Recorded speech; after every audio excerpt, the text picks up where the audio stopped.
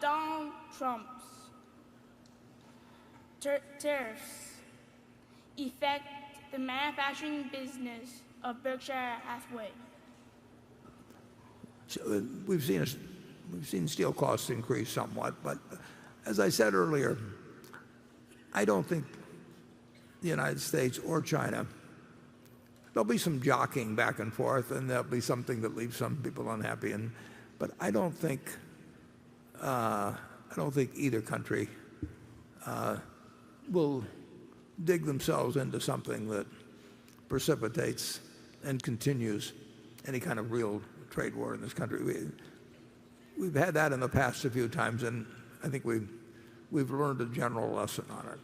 But there will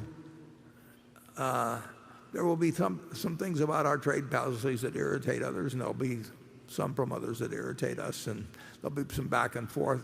But in the end, I don't think we'll come out with a terrible answer on it. Charlie, I'll let you. Well, steel the conditions in steel were almost unbelievably adverse to the American steel industry. You know, even Donald Trump can be right on some of this stuff. The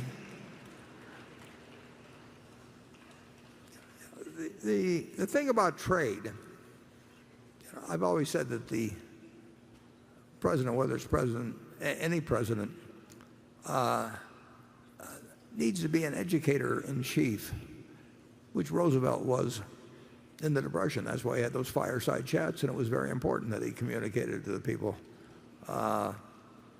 what needed to be done and how, and what was happening around them. And trade is particularly difficult because the benefits of trade are basically not visible. You don't know what you would be paying for the clothes you're wearing today if we'd had a rule they all had to be manufactured in the United States, or what you'd be paying for your television set or whatever it may be. No one thinks about the benefits day by day as they walk around buying things and carrying on their own business. The negatives, and there are negatives, are very apparent and very painful. And if you're laid off, like happened in our shoe business in Maine, and you been a very, very, very good worker, and you are proud of what you did, and maybe your parents did it before you, and all of a sudden you find out that American shoes manufactured in America, are not competitive with shoes made outside the United States.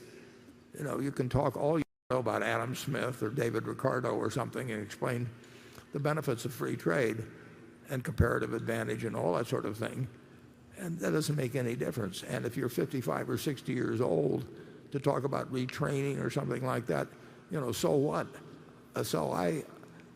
It is tough in politics where you have a hidden benefit and a very visible cost to a certain percentage of your constituency. And you need to do two things under those circumstances. If you have that situation, you know what's good for the country.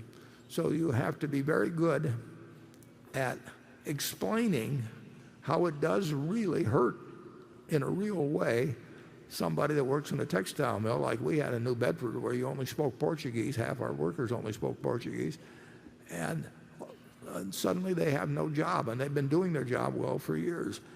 You've got to do two things. You have to understand that that's the price individuals pay for what's good for the collective good, and secondly, you got to take care of the people that were retraining as a joke because of their age or whatever it may be, and you've got to take care of the people that become the roadkill in something that is collectively good for us as a country, and that takes society acting through its representatives to develop the policies that will get us the right collective result and not kill too many people economically in the process. And we've done that in various arenas over the years. the people in their productive years do help take care of the people that are too old and too young.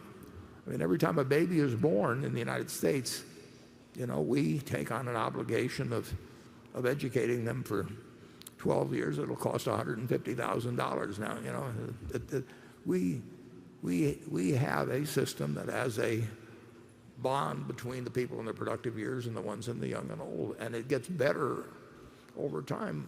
Far from perfect now, but it has gotten better over time, and I believe that trade, properly explained and with policies that take care of the people that are roadkill, is good for our country and can be explained. But I think it's been a tough sell to a guy that made shoes in Dexter, Maine, or worked on a loom in New Bedford, Mass, or works in a steel mill in Youngstown, Ohio. So.